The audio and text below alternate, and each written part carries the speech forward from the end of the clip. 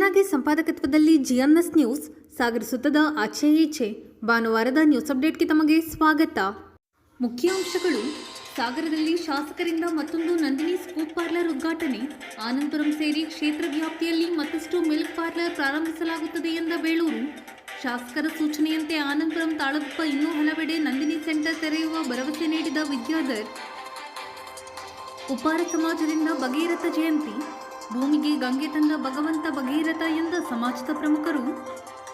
ಮೀಸಲಾತಿ ಸಮೀಕ್ಷೆಗೆ ಬಂದಾಗ ಮೂಲ ಜಾತಿ ಬರೆಸಿ ಸಮುದಾಯದ ಶಕ್ತಿ ವೃದ್ಧಿಸಲು ಸಹಕರಿಸಿ ಎಂದ ಲಲಿತಮ್ಮ ನಾರಾಯಣ ಬಸವರಾಜ್ ಮುರುಘಾಮಠ. ಸಾಗರದ ವಿಕಾಸ್ ಯುಪಿಎಸ್ಸಿಯಲ್ಲಿ 288ನೇ ರ್ಯಾಂಕ್. ಶ್ರೀನಿವಾಸ್ ಮೇತ್ರಿ ಅವರಿಂದ ಅಭಿನಂದನೆ. ಈಗ ಸುದ್ದಿಯ ವಿವರ. ಸ್ವಯಂ ಉದ್ಯೋಗ ಮಾಡುವವರಿಗೆ ನಂದಿನಿ ಪಾರ್ಲರ್ ಪೂರಕವಾಗಿದೆ. ನಂದಿನಿ ಉತ್ಪನ್ನಗಳಿಗೆ ಉತ್ತಮ ಮಾರುಕಟ್ಟೆ ಇದ್ದು ಸ್ವಯಂ ಉದ್ಯೋಗಿಗಳು ಆರ್ಥಿಕ ಚೈತನ್ಯ ಹೊಂದಲು ಸಾಧ್ಯವಿದೆ ಎಂದು ಶಾಸಕ ಹಾಗೂ ಅರಣ್ಯ ಕೈಗಾರಿಕಾ ಅಭಿವೃದ್ಧಿ ನಿಗಮದ ಅಧ್ಯಕ್ಷ ಗೋಪಾಲಕೃಷ್ಣ ಬೇಳೂರು ತಿಳಿಸಿದರು. ಸಾಗರದ ಪಶು ವೈದ್ಯಕೀಯ ಆಸ್ಪತ್ರೆ ಬಳಿ ಭಾನುವಾರ ನೂತನ ನಂದಿನಿ ಸ್ಕೂಪ್ ಪಾರ್ಲರ್ ಉದ್ಘಾಟಿಸಿ ಅವರು ಮಾತನಾಡುತ್ತಿದ್ದರು. ಇದೇ ಸಂದರ್ಭದಲ್ಲಿ ಮಂಗಳೂರಿನಲ್ಲಿ ನಡೆದ ಸುಹಾಸ್ ಶೆಟ್ಟಿ ಹತ್ಯೆ ಖಂಡಿಸಿದರು. ಶಿಮುಲ್ ಅಧ್ಯಕ್ಷ ವಿದ್ಯಾಧರ್ ಮಾತನಾಡಿದರು. ಈ ಸಂದರ್ಭದಲ್ಲಿ ಶಿಮುಲ್ ವ್ಯವಸ್ಥಾಪಕ ನಿರ್ದೇಶಕ ಶೇಖರ್, ನಗರಸಭಾ ಸದಸ್ಯರಾದ ಗಣಪತಿ ಮಂಡಗಳಲೆ, ಅರವಿಂದ್ ರಾಯ್ಕರ್, ಜಾಕಿರ್, ಪ್ರಮುಖರಾದ ಕೆ ಸಿದ್ದಪ್ಪ, ಚೇತನ್ ರಾಜ್ ಕಣ್ಣೂರು, ಸುರೇಶ್ ಬಾಬು, ಜಯರಾಮ್, ರವೀಂದ್ರ ಸಾಗರ್, ಬೀರೇಶ್ ಕಾಗೋಡು, ಅನಿಲ್ ಕುಮಾರ್ ಇನ್ನಿತರರು ಹಾಜರಿದ್ದರು. ಅಧ್ಯಕ್ಷರಾದಂಥ ನಮ್ಮ ವಿದ್ಯಾಧರ್ ಅವರು ಯಾವಾಗ ಅಧ್ಯಕ್ಷರಾದರು ಆ ನಂತರ ನಾವು ಕೆಲವೊಂದು ಬೇಡಿಕೆಗಳನ್ನು ಇಟ್ಟಿದ್ದೀವಿ. ಅದು ಸಾಗರದಲ್ಲಿ ಕೆಲವು ಒಳ್ಳೆ ನಂದಿನಿ ಪಾರ್ಲರ್ ಮಾಡ್ಬೇಕಂತ ಹೇಳಿ MD ಅವರು ಬಂದಿದ್ದಾರೆ. ಆ ಸಂದರ್ಭದಲ್ಲಿ ಈಗಾಗಲೇ ನಮಗೆ ಸಾಗರದಲ್ಲಿ ಇದೊಂದು ಸಾಗರ ಆಸ್ಪತ್ರೆ, ಜನರಲ್ ಆಸ್ಪತ್ರೆ, ಅದ್ರ ಜೊತೆಗೆ ಸಾಗರದ ಮಕ್ಕಳ ಆಸ್ಪತ್ರೆ, ಅದ್ರ ಜೊತೆಗೆ ಸ್ವಿಮ್ಮಿಂಗ್ ಪೂಲ್ ಹತ್ರ ಒಂದು, ಅದ್ರ ಜೊತೆಗೆ KB ಆಫೀಸ್ ಹತ್ರ ಬಸ್ ಸ್ಟ್ಯಾಂಡ್ ಎದುರುಗಡೆ ಒಂದು ಮಾಡ್ಬೇಕಂತ ಹೇಳಿದಾಗ ಈಗ ಅದಕ್ಕೆಲ್ಲ ಒಪ್ಕೊಂಡಿದ್ದಾರೆ. ಅದ್ರ ಜೊತೆಗೆ ರಿಪ್ಪನ್ಪೇಟೆಗೆ ಹೇಳಿದ್ದೆ, 2 ರಿಪ್ಪನ್ಪೇಟೆಗೂ ಮಾಡಿಕೊಟ್ಟು ಮೊನ್ನೆ ಉದ್ಘಾಟನೆ ಆಗಿದೆ. ಅಂದ್ರೆ ಹಿಂದಿನ ತರ ಅಲ್ಲ, ಈಗ ಒಂದು ಸ್ವಲ್ಪ ಇದು ಮಾಡ್ತಾರೆ, ಮಾಡಲ್ ಆಗಿ ಮಾಡಿ, ಆಮೇಲೆ ಸ್ಥಳೀಯವಾಗಿ ಇಲ್ಲಿ ಹಾಲಿಂದ ಹಿಡಿದು ನಂದಿನಿ ಉತ್ಪಾದನೆಯ ಎಲ್ಲ ವಸ್ತುಗಳು ಸಿಗ್ತವೆ.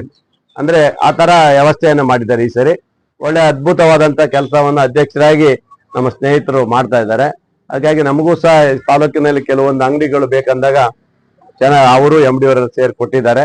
ಇನ್ನೂ ಕೆಲವು ಬೇಡಿಕೆಗಳು ಇದಾವು. ಅದನ್ನ ನಾನು ಸಾಗರದ ಆನಂದಪುರದ ಆಸ್ಪತ್ರೆ ಒಂದ್ ಬೇಕು ಅಂತ ಹೇಳಿದ್ದೀನಿ, ಅದೊಂದು ಬೇಕು. ಆಮೇಲೆ ಇನ್ನೆಲ್ಲಿ ಬೇಕು ಅಂತ ಹೇಳಿದಾಗ ಕೇಳ್ಬಿಟ್ಟು ಕೊಡ್ತೀನಿ. ಅದು ಕೆಲವೊಂದು ಬೇಕಾದಾಗ ನನಗೆ ಅದು ಕೊಡ್ಬೇಕಾಗತ್ತೆ. ಒಟ್ಟಿನಲ್ಲಿ ಶ್ರೀಮೂಲು ಇತ್ತೀಚೆಗೆ ಇವರು ಅಧ್ಯಕ್ಷರಾದ ನಂತರ ಉತ್ತಮವಾದಂತ ಕೆಲಸವನ್ನ ಮಾಡಿ ಒಳ್ಳೆಯ ರೀತಿಯಲ್ಲಿ ಇವತ್ತು ಶಿವಮೊಗ್ಗದಲ್ಲಿ ಮತ್ತು 3 ಜಿಲ್ಲೆ ನಡೀತಾ ಇರೋದ್ರಿಂದ ಒಳ್ಳೆ ಪ್ರಗತಿ ಮಾಡಿದ್ದಾರೆ.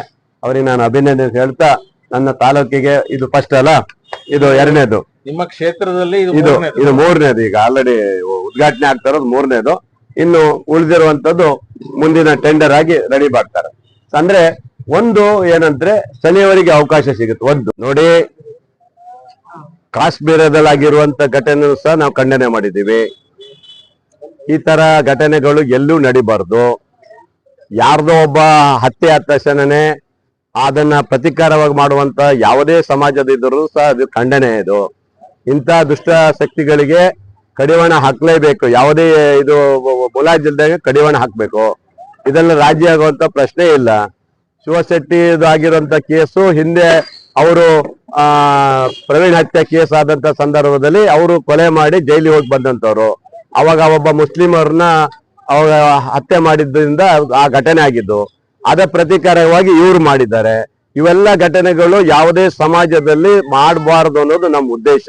ಇಂಥ ದುಷ್ಟ ಶಕ್ತಿಗಳನ್ನ ಯಾರೇ ಆಗ್ಲಿ ಬೇಕಾದ್ರೆ ಅದಕ್ಕೆ ಕಡಿವಾಣ ಹಾಕಿ ಅವ್ರನ್ನ ಈ ರಾಜ್ಯದಿಂದಲೇ ಗಡಿಪಾರು ಮಾಡ್ಬೇಕು. ಇಲ್ಲೆಲ್ಲಿ ಹುಡ್ಕೋಬಾರ್ದಂತವ್ರು ಈ ತರ ಮಾಡಕ್ ಯಾರಿಗೂ ಬಿಡಬಾರ್ದು. ಈ ತರ ಅದನ್ನ ಪ್ರಚೋದನೆ ಮಾಡುವಂತ ಕೆಲಸನ ಬೇರೆ ಪಕ್ಷದವರು ಮಾಡಬಾರ್ದು. ಆ ತರ ಎಲ್ಲ, ಯಾಕಂದ್ರೆ ಇದು ಪ್ರಚೋದನೆ ಮಾಡಿದಷ್ಟು ಮತ್ತೆ ದ್ವೇಷ ಭಾವನೆಗಳು ಹುಟ್ಟುತ್ತವೆ. ಈ ತರ ಆಗಬಾರ್ದು. ಪ್ರತಿಯೊಬ್ಬರು ಸಮಾನತೆಯಿಂದ, ಸಹಬಾಳ್ವತೆಯಿಂದ ಈ ನಾಡಿನಲ್ಲಿ ನಾವೆಲ್ಲರೂ ಬದುಕುವಂತ ವ್ಯವಸ್ಥೆ ಆಗ್ಬೇಕನ್ನೋ ನಮ್ಮ ಉದ್ದೇಶ. ನಾ ರಾಜ್ಯ ಸರ್ಕಾರಕ್ಕೆ ಹೇಳೋದಿಷ್ಟೇ, ಇದರಲ್ಲಿ ರಾಜ್ಯ ಆಗುವಂತ ಪ್ರಶ್ನೆ ಇಲ್ಲ. ಯಾವನೇ ಇರ್ಲಿ ಅಂತ ವ್ಯಕ್ತಿಗಳನ್ನ ಅವನು ಬಂಧಿಸಬೇಕು ಅಥವಾ ಅವ್ರು ಶೂಟೌಟ್ ಮಾಡಿ. ಇಂದು ನಮ್ಮ ಸಾಗರದ ಪಟ್ಟಣ ವ್ಯಾಪ್ತಿಯಲ್ಲಿ ನಂದಿನಿ ಮಿಲ್ಕ್ ಪಾರ್ಲರ್ನ ನಮ್ಮ ಕ್ಷೇತ್ರದ ಜನಪ್ರಿಯ ಶಾಸಕರಾದಂಥ ಬೇಳೂರು ಗೋಪಾಲಕೃಷ್ಣ ಅವರು ಉದ್ಘಾಟನೆ ಮಾಡಿದ್ದಾರೆ. ತುಂಬಾ ಸಂತೋಷ ಆಗಿದೆ. ಅವರಿಗೆ ನಾನು ವಿಶೇಷವಾದಂಥ ಕೃತಜ್ಞತೆಯನ್ನು ಸಲ್ಲಿಸ್ತೇನೆ. ಯಾಕಾಗಿ ಅಂದರೆ ನಮ್ಮ ಶಾಸಕರ ಹತ್ರ ಅವರ ಕ್ಷೇತ್ರದಲ್ಲಿ ಈ ತರದ ನಂದಿನಿ ಪಾರ್ಲರ್ಗಳನ್ನ ಮಾಡಬೇಕು ಅನ್ನೋಂಥ ಯೋಜನೆ ಇದೆ ಅಂತ ಹೇಳಿದವಾಗ ಎಲ್ಲೆಲ್ಲಿ ಜಾಗಗಳು ಬೇಕು, ಪಟ್ಟಣದಲ್ಲಿ ನಗರಸಭೆ ವ್ಯಾಪ್ತಿಯಲ್ಲಿ ಇರ್ಬೋದು, ಹೊರಗಡೆ ಪಂಚಾಯತಿ ಮಟ್ಟದಲ್ಲಿ ಇರ್ಬೋದು, ಎಲ್ಲಾ ತರದಲ್ಲೂ ಜಾಗಗಳನ್ನ ಕೊಡಂತ ವ್ಯವಸ್ಥೆಯನ್ನು ಮಾಡ್ತೀನಿ. ಗ್ರಾಹಕರಿಗೆ ನಮ್ಮ ನಂದಿನಿ ಉತ್ಪನ್ನಗಳು ಸಿಗಬೇಕು ಅನ್ನೋಂಥದ್ದು ಅವ್ರದ್ದು ಆಸೆ ಆಗಿತ್ತು. ಆ ತರದಲ್ಲಿ ಈಗ ನಾವು ಮೊದಲನೇದಾಗಿ 3 ಜಿಲ್ಲೆ ವ್ಯಾಪ್ತಿಯಲ್ಲಿ ವಿಶೇಷವಾದಂತ ನಂದಿನಿ ಸ್ಕೂಪ್ ಪಾರ್ಲರ್ನ ಈಗ ಒಂದು 4 ತಿಂಗಳು ಹಿಂದೆ ನಮ್ಮ ಶಾಸಕರ ಕೈಯಲ್ಲೇ BH ರೋಡಲ್ಲಿ ಉದ್ಘಾಟನೆ ಮಾಡಿಸಿದ್ವಿ. ಅದ್ರ ನಂತರದಲ್ಲಿ ರಿಪ್ಪನ್ಪೇಟೆಯಲ್ಲಿ 2 ಪಾರ್ಲರ್ಗಳನ್ನು ಮಾಡಿದ್ವಿ. ಇದು 3ನೇ ಪಾರ್ಲರು. ಒಟ್ಟು ಶಾಸಕರ ಕ್ಷೇತ್ರದ ವ್ಯಾಪ್ತಿಯಲ್ಲಿ ನಾವು ಈಗಾಗಲೇ 4 ಪಾರ್ಲರ್ಗಳನ್ನ ಉದ್ಘಾಟನೆಯನ್ನು ಮಾಡಿದ್ದೇವೆ. ಈ ತರದಲ್ಲಿ ಇನ್ನೂ ಒಂದು ಅವರ ಕ್ಷೇತ್ರ ವ್ಯಾಪ್ತಿಯಲ್ಲಿ ಒಂದು 15 ಪಾರ್ಲರ್ ಮಾಡಬೇಕು ಅನ್ನೋಂಥದ್ದು ನಮ್ದು ಯೋಚನೆ ಇದೆ. ಅನಂತಪುರ ಇರ್ಬೋದು, ರಿಪ್ಪನ್ಪೇಟೆ ಇರ್ಬೋದು, ಹೊಸನಗರ ಇರ್ಬೋದು, ಬಟ್ಟೆಮಲ್ಲಪ್ಪ, ಸಾಗರ, ತಾಳಗುಪ್ಪ, ಈ ತರ ಎಲ್ಲಾ ಕಡೆಯಲ್ಲೂ ನಾವು ನಂದಿನಿ ಪಾರ್ಲರ್ನ ಉದ್ಘಾಟನೆ ಮಾಡೋಂಥದ್ದು. ರೈತರಿಗೆ ಉತ್ತಮ ದರ ಕೊಡಬೇಕು ಅಂದ್ರೆ ನಮ್ಗೆ ಮಾರುಕಟ್ಟೆ ಆಗ್ಬೇಕು. ಆ ದೃಷ್ಟಿಯಿಂದ ನಾವು ಈ ತರದ ಪಾರ್ಲರ್ನ ಓಪನ್ ಮಾಡಿ ಗ್ರಾಹಕರಿಗೆ ನಮ್ಮ ನಂದಿನಿ ಉತ್ಪನ್ನಗಳು ಏನಿದಾವೆ ಒಂದು 200 ಉತ್ಪನ್ನಗಳು ನಮ್ಮ ಹತ್ರಕ್ಕೆ ಸ್ವೀಟು, ಖಾರ, ಹಾಲು, ಈ ತರದ ಎಲ್ಲಾ ಉತ್ಪನ್ನಗಳು ಗ್ರಾಹಕರಿಗೆ ಬೆಳಗ್ಗೆ 6 ಗಂಟೆಯಿಂದ ರಾತ್ರಿ 11 ಗಂಟೆವರೆಗೆ ಸಿಗಬೇಕು ಅನ್ನೋಂಥದ್ದು, ಆಮೇಲೆ ಗುಣಮಟ್ಟದ್ದು ಸಿಗಬೇಕು ಅನ್ನೋ ದೃಷ್ಟಿಯಿಂದ ನಾವು ಈ ತರದ ಪಾರ್ಲರ್ನ ಓಪನ್ ಮಾಡ್ತಾ ಇದ್ದೇವೆ. ಇದಕ್ಕೆ ತುಂಬಾ ಸಹಕಾರವನ್ನ ನಮ್ಮ ಶಾಸಕರು ಕೊಡ್ತಾ ಇದ್ದಾರೆ. ಈಗ ಮಾತ್ರ ಅಲ್ಲ, ಏನೇ ಇದ್ರು ನಮ್ಮ ಚುನಾವಣೆ ಆಗಿ 6 ತಿಂಗಳಾಗಿದೆ. 6 ತಿಂಗಳಲ್ಲಿ 5 ಪಾರ್ಲರ್ಗಳನ್ನ ನಮ್ಮ ಕ್ಷೇತ್ರದಲ್ಲಿ ಮಾಡಿದ್ದಾರೆ ಅಂತ ಹೇಳಿದ್ರೆ ತುಂಬಾ ಸಂತೋಷ ಪಡುವಂಥದ್ದು. ಆಮೇಲೆ ಜೊತೆಗೆ ಇನ್ನೊಂದು ನಾನು ಹೇಳಂತದ್ದು ಅಂದ್ರೆ, ನಾನು ಈ ಜಾಗದಲ್ಲಿ ಅಧ್ಯಕ್ಷನಾಗಿ ಕೆಲಸ ಮಾಡಕ್ ಅವಕಾಶ ಮಾಡಿಕೊಟ್ಟಿದ್ದಾರೆ ಅಂದ್ರೆ ನಮ್ಮ ಕ್ಷೇತ್ರದ ಶಾಸಕರು. ನಮ್ಮ ಚುನಾವಣೆ ನಡೆದವಾಗ ನನ್ನ ಕ್ಷೇತ್ರಕ್ಕೆ ಬೇಕು, ನನ್ನ ಕ್ಷೇತ್ರದವನೇ ಅಧ್ಯಕ್ಷ ಆಗಬೇಕು. ಯಾಕೆಂದ್ರೆ ಒಂದಷ್ಟು ರೈತರಿಗೆ ಅನುಕೂಲ. ಸಾಗರ ಉಪ್ಪಾರ ಸಮಾಜ ಮತ್ತು ವೀರಾಂಜನೇಯ ಸ್ವಾಮಿ ಸೇವಾ ಟ್ರಸ್ಟ್ ವತಿಯಿಂದ ಭಾನುವಾರ ಅಶೋಕ ವೃತ್ತದ ವೀರಾಂಜನೇಯ ದೇವಸ್ಥಾನದ ಆವರಣದಲ್ಲಿ ಭಗೀರಥ ಜಯಂತಿಯನ್ನು ಆಚರಿಸಲಾಯಿತು. ಶ್ರೀ ಭಗೀರಥರ ಭಾವಚಿತ್ರ ಹೊತ್ತ ರಥದ ಮೆರವಣಿಗೆಯು ನಗರದ ಪ್ರಮುಖ ಬೀದಿಗಳಲ್ಲಿ ಸಂಚರಿಸಿತು. ಈ ಸಂದರ್ಭದಲ್ಲಿ ಉಪ್ಪಾರ ಸಮಾಜದ ಮಲ್ಲೇಶಪ್ಪ, ನಾಗರಾಜ್, ಹನುಮಂತ, ರವಿ ಪೂಜಾರ್, ಮಂಜುನಾಥ್, ನೀಲಪ್ಪ, ಭಾಸ್ಕರ್, ನಾಗಭೂಷಣ್, ರಾಘು, ನವೀನ್ ಇನ್ನಿತರರು ಹಾಜರಿದ್ದರು. ಶ್ರೀ ವೀರಾಂಜನೇಯ ಸೇವಾ ಪ್ರತಿಷ್ಠಾನ ಇಸ್ಟೇಟ್ ಉಪ್ಪಾರ ಸಮಾಜ ವತಿಯಿಂದ ನಾವು ಭಗೀರಥ ಜಯಂತಿಯನ್ನು ಆಚರಿಸ್ತಾ ಇದ್ದೀವಿ. ಪ್ರತಿ ವರ್ಷದಂತೆ ಈ ವರ್ಷನೂ ಅತಿ ಹೆಚ್ಚಿನ ವಿಜೃಂಭಣೆಯಲ್ಲಿ ನಮ್ಮ ಉಪ್ಪಾರ ಸಮಾಜದ ಎಲ್ಲಾ ಕುಲ ಬಾಂಧವರು ಸೇರಿ ನಾವು ವಿಜೃಂಭಣೆಯಿಂದ ಭಗೀರಥ ಜಯಂತಿಯನ್ನು ಆಚರಿಸ್ತಾ ಇದ್ದೀವಿ. ಇವತ್ತು ನಮ್ಮ ಭಗೀರಥೆ ಗಂಗೆ ಇವತ್ತು ಧರೆಗಿಳಿದಂತ ದಿನ. ಆ ದಿನದಂದು ನಾವು ಉಪ್ಪಾರ ಸಮಾಜದ ಎಲ್ಲಾ ಕುಲ ಬಾಂಧವರು ಸೇರಿ ವಿಜೃಂಭಣೆಯಾಗಿ ಆಚರಿಸ್ತಾ ಇದ್ದೀವಿ. ಇಲ್ಲಿ ನಮ್ಮ ಉಪ್ಪಾರ ಸಮಾಜದ ಅಧ್ಯಕ್ಷರು, ಕಾರ್ಯದರ್ಶಿಗಳು ಮತ್ತು ಎಲ್ಲಾ ಆಡಳಿತ ಮಂಡಳಿಯವರು ಹಾಗೂ ಎಲ್ಲಾ ಸದಸ್ಯರು, ಉಪ್ಪಾರ ಸಮಾಜ ಬಾಂಧವರು ಎಲ್ಲರೂ ಸೇರಿ ನಾವು ವಿಜೃಂಭಣೆ ಆಚರಿಸ್ತೀವಿ. ಅದ್ರ ಬಗ್ಗೆ ನಾವು ಭಗೀರಥ ಜಯಂತಿ ಯಾಕೆ ಮಾಡ್ತೀವಿ ಅಂತ ಹೇಳಿದ್ರೆ, ಗಂಗೆಯನ್ನ ಭೂಮಿಗೆ ಇಳಿಸಿದಂತ ದಿನ ಇವತ್ತು ನಮ್ಗೆ ಭಾರಿ ಹಿಂದುಳಿದ ಜನಾಂಗ. ನಮ್ದು ಹಿಂದುಳಿದ ಜನಾಂಗ ಅಂತ ಹೇಳಿದ್ರೆ ನಮ್ಗೆ ಯಾವ ಸರ್ಕಾರಗಳಾಗ್ಲಿ ಯಾವ್ದು ಗುರ್ಸಲ್ಲ. ನಮಗೆ ಗುರ್ತನೆ ಮಾಡೋದು ಯಾರು ಅಂದ್ರೆ, ಈಗ ಈ ತರ ನಾವು ಈ ತರ ಚಟುವಟಿಕೆಗಳಲ್ಲಿ ಇರಬೇಕು. ಸಾರ್ವಜನಿಕ ಚಟುವಟಿಕೆಗಳಲ್ಲಿ ನಾವು ಕೆಲಸವನ್ನು ಮಾಡಬೇಕು. ಎಲ್ಲಾ ಮಟ್ಟದಲ್ಲಿ ಕೆಲಸವನ್ನು ಮಾಡಬೇಕು. ಭಗೀರಥ ಮಹರ್ಷಿಗಳು ಅವ್ರ ತ್ಯಾಗಿಗಳು ಅಂತ ಹೇಳಿ ಭೂಮಿ ಇಡೀ ನಮ್ಮ ದೇಶಕ್ಕೆ ನೀರನ್ನ ಕೊಟ್ಟಂತರು ಅವರು ಭಗೀರಥ ಅಂಶಸ್ಥರಾಗಿ ನಾವು ಇದೀವಿ ಅಂತ ಹೇಳಿದ್ರೆ ಇವತ್ತು ನಮಗೆ ಭಾರಿ ಹೆಮ್ಮೆ ಆಗುತ್ತೆ, ಭಾರಿ ಖುಷಿ ಆಗುತ್ತೆ. ಆ ಮೂಲಕ ಎಲ್ರಿಗೂ ಭಗೀರಥ ಜಯಂತಿಯ ಜಾತಿ ಗಣತಿಗೆ ಬಂದಾಗ ಬಲಗೈ ಸಮುದಾಯಕ್ಕೆ ಸೇರಿದ ಜಾತಿಗಳು ತಮ್ಮ ಜನಸಂಖ್ಯೆ ಎಷ್ಟಿದೆ ಎಂದು ನಿಖರವಾಗಿ ತಿಳಿದುಕೊಳ್ಳಲು ತಮ್ಮ ಮೂಲ ಜಾತಿಯನ್ನು ನಮೂದಿಸಬೇಕು ಎಂದು ಜಿಲ್ಲಾ ಛಲವಾದಿ ಮಹಾಸಭಾದ ಉಪಾಧ್ಯಕ್ಷೆ ಎನ್ ಲಲಿತಮ್ಮ ಮನವಿ ಮಾಡಿದ್ದಾರೆ. ಶನಿವಾರ ಸುದ್ದಿಗೋಷ್ಠಿಯಲ್ಲಿ ಅವರು ಮಾತನಾಡುತ್ತಿದ್ದರು. ಮಹಾಸಭಾದ ತಾಲೂಕು ಅಧ್ಯಕ್ಷ ನಾರಾಯಣ್ ಮಾತನಾಡಿದರು. ಆಚಾಪುರ ಗ್ರಾಮ ಪಂಚಾಯಿತಿ ಮಾಜಿ ಅಧ್ಯಕ್ಷ ಬಸವರಾಜ್ ಮುರುಘಾಮಠ ಮಾತನಾಡಿದರು. ಗೋಷ್ಠಿಯಲ್ಲಿ ನಾರಾಯಣ ಅರಮನೆಕೇರಿ, ಹರೀಶ್, ಲತಾ ಆಚಾಪುರ, ಅಣ್ಣಪ್ಪ, ಭಾಸ್ಕರ್ ಇನ್ನಿತರರು ಹಾಜರಿದ್ದರು. ಈ ಸಮೀಕ್ಷೆಯಲ್ಲಿ ಬಂದಾಗ ಅಧಿಕಾರಿಗಳಿಗೆ ಅವರನ್ನ ಸಮೀಕ್ಷೆಯಲ್ಲಿ ಆ ಮೂಲ ಹೆಸರನ್ನೇ ದಾಖಲು ಮಾಡಬೇಕು ಅನ್ನೋ ಒಂದು ಉದ್ದೇಶದಿಂದ ಈ ಪತ್ರಿಕಾ ಮೂಲಕ ಅವ್ರಿಗೆ ಮನವಿಯನ್ನ ಮಾಡ್ಕೋತೀವಿ. ಜೊತೆಗೆ ಇವತ್ತು ಬೇರೆಯವರು ನಮ್ಗೆ ಹೇಳ್ತಾರೆ ಮೀಸಲಾತಿ ಕಾಮನ್ ಆಗಿರ್ಬೇಕು ಅಂತ ಹೇಳ್ತಾರೆ. ಕೆಲವು ಸ್ಪರ್ಶ ಜಾತಿಗಳು, ಉದಾಹರಣೆಗೆ ನಾವು ಯಾರನ್ನೂ ದೂಷಣೆ ಮಾಡೋದಿಲ್ಲ. ಇವತ್ತು ಜನಸಂಖ್ಯೆಗೆ ಅನುಗುಣವಾಗಿ 3% ಇರ್ತಕ್ಕಂಥವ್ರು, 2% ಇರ್ತಕ್ಕಂಥವ್ರು, 1% ಜನಸಂಖ್ಯೆಯಲ್ಲಿ ಇರ್ತಕ್ಕಂಥವ್ರು, ಅವರು ಇವತ್ತು ಸಂಪೂರ್ಣವಾಗಿ ಎಲ್ಲವನ್ನು ಕಬಳಿಸ್ಕೊಳ್ತಕ್ಕಂಥ ಪ್ರಯತ್ನ ಆಗ್ತಿದೆ ಅಂತಕ್ಕಂಥದ್ದು ನಮ್ಗೆ ಅಂಕಿಅಂಶಗಳಿಂದ ಗೊತ್ತಾಗಿದೆ.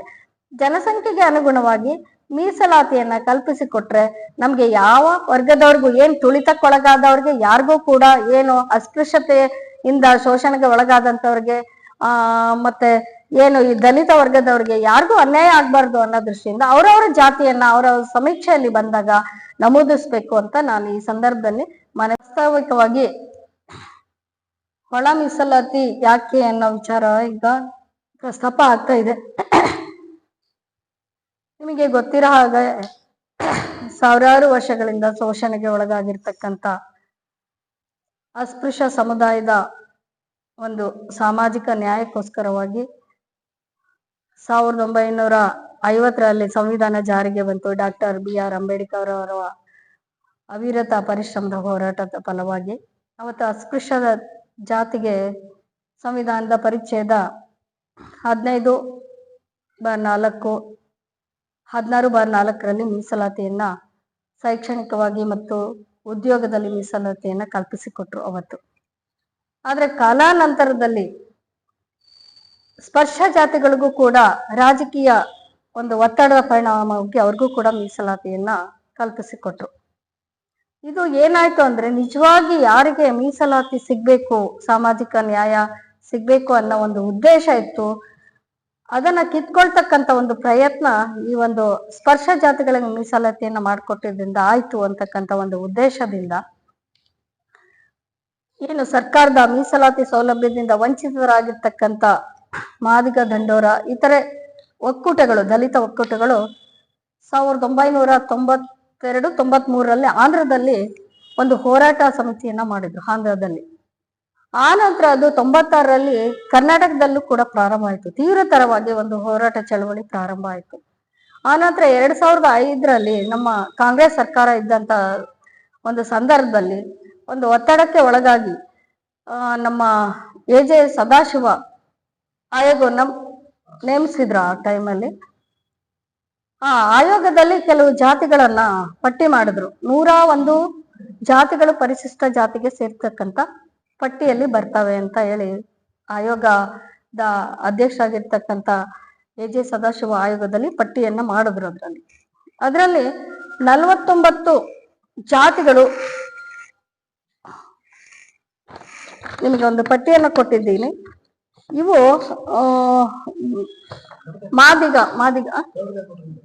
ಮಾದಿಗ ಸಮಾಜಕ್ಕೆ ಸಮಾನಾರ್ಥಕವಾಗಿರ್ತಕ್ಕಂಥ ಜಾತಿಗಳು ಇವು. ಆ ಜಾತಿಗಳು 49 ಇದ್ರೆ ಇನ್ನ 29 ಜಾತಿಗಳು ಬಲಗೈ ಅಥವಾ ಛಲವಾದಿ ಸಮಾಜಕ್ಕೆ ಸಮಾನಾಂತರವಾಗಿರ್ತಕ್ಕಂಥ ಜಾತಿಗಳು.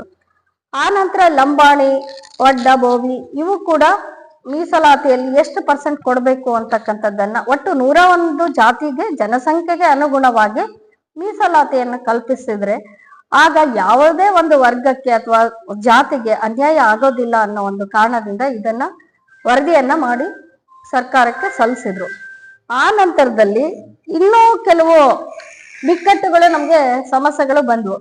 ಸುಮಾರು 15% ನಮ್ಗೆ ಮೀಸಲಾತಿ ಶೈಕ್ಷಣಿಕವಾಗಿ ಉದ್ಯೋಗದಲ್ಲಿ ಸಿಗ್ತಾ ಇದೆ, ಹಣಕಾಸು ನೆರವಿನಲ್ಲಿ ಸಿಗ್ತಾ ಇದೆ.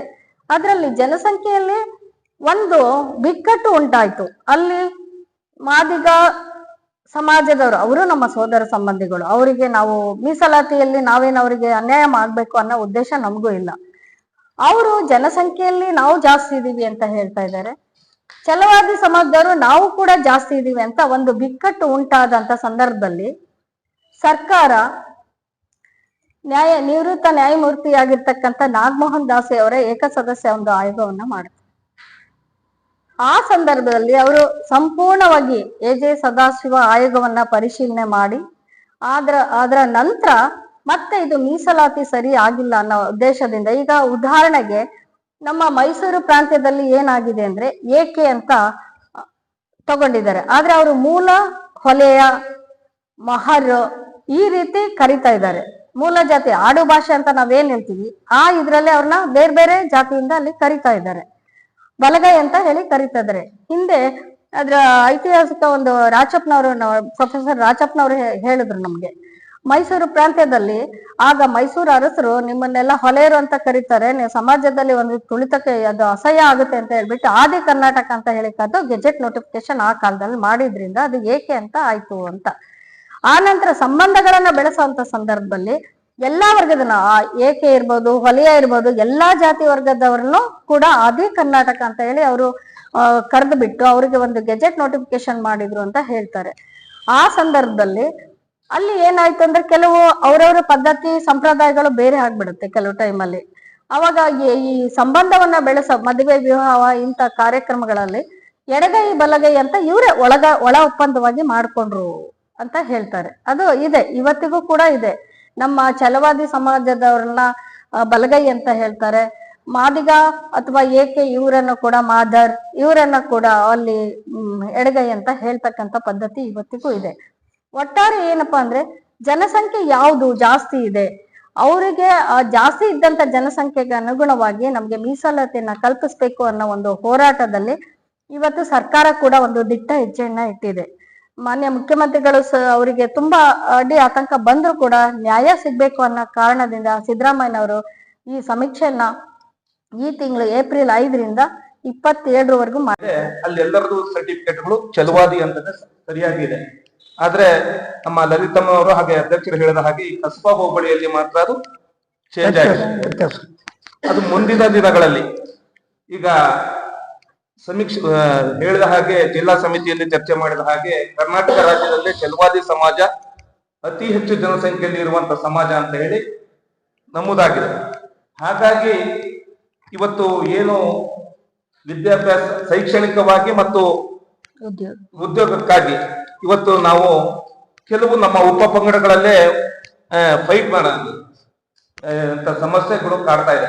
ಹಾಗಾಗಿ ಮುಂದಿನ ದಿನಗಳಲ್ಲಿ ನಮ್ಮ ಸಮಾಜದ ಎಲ್ಲ ಮುಖಂಡರುಗಳು ಈ ತಮ್ಮ ಪತ್ರಿಕಾಗೋಷ್ಠಿಯಲ್ಲಿ ಮನವಿ ಮಾಡ್ಕೊಳ್ಳೋದು ಅಂತ ಹೇಳಿದ್ರೆ ಇದು ಎಲ್ಲ ಕಡೆ ಪ್ರಚಲಿತವಾಗಿ ಮುಂದಿನ ದಿನಗಳಲ್ಲಿ ಬರುವಂತ ಸಮೀಕ್ಷೆಯಲ್ಲಿ ಎಲ್ಲರೂ ಸಹ ಕೋರ್ಟಿಗೆ, ಸುಪ್ರೀಂ ಕೋರ್ಟಿಗೆ ಈ ಕಾರಣದಿಂದ ಈ ಸುಪ್ರೀಂ ಕೋರ್ಟ್ ಸರ್ಕಾರಕ್ಕೆ, ರಾಜ್ಯ ಸರ್ಕಾರಕ್ಕೆ ಕೊಟ್ಟಿದೆ, ನಿರ್ದೇಶನ ಕೊಟ್ಟಿದೆ, ಕೂಡಲೇ ಅನುಷ್ಠಾನ ಮಾಡಬೇಕು, ಒಳ ಮೀಸಲಾತಿಯನ್ನು ಜಾರಿಗೊಳಿಸಬೇಕು.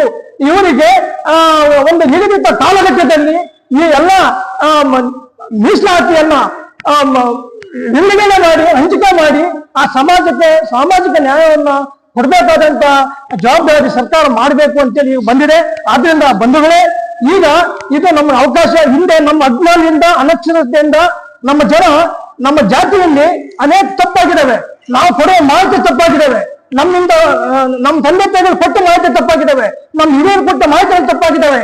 ಆದ್ರಿಂದ ವಿದ್ಯಾವಂತರಾದಂತ ನಮ್ಮ ಈ ಜನಾಂಗದ ಇವತ್ತಿನ ಮುಖಂಡರು, ವಿದ್ಯಾರ್ಥಿಗಳು, ನಮ್ಮ ಎಲ್ಲ ಗ್ರಾಮ ಪಂಚಾಯತಿ ಮುಖಂಡರು, ಸದಸ್ಯರು ಎಲ್ಲರೂ ಕೂಡ ಇಲ್ಲಿ ಎಚ್ಚೆತ್ತು ನಾವು ಈ ಜನಾಂಗದ ಈ ಸಮೀಕ್ಷೆ ಆಗುವವರೆಗೂ ಕೂಡ ನಾವೆಲ್ಲರೂ ಕೂಡ ಹಿಂದೆ ಮುಂದೆ ಹೋಗಿ ಪ್ರಚಾರ ಮಾಡಿ ನಮ್ಮವರಿಗೆ ಮನವರಿಕೆ ಕೊಟ್ಟು ಈ ನಮ್ಮ ಜನಾಂಗದ ಮಾಹಿತಿಯನ್ನು ಸರಿಯಾದ ರೀತಿಯಲ್ಲಿ ಕೊಡುವಂತ ಕೆಲಸ ಜವಾಬ್ದಾರಿ ನಾವು ಮಾಡಬೇಕಾಗಿದೆ.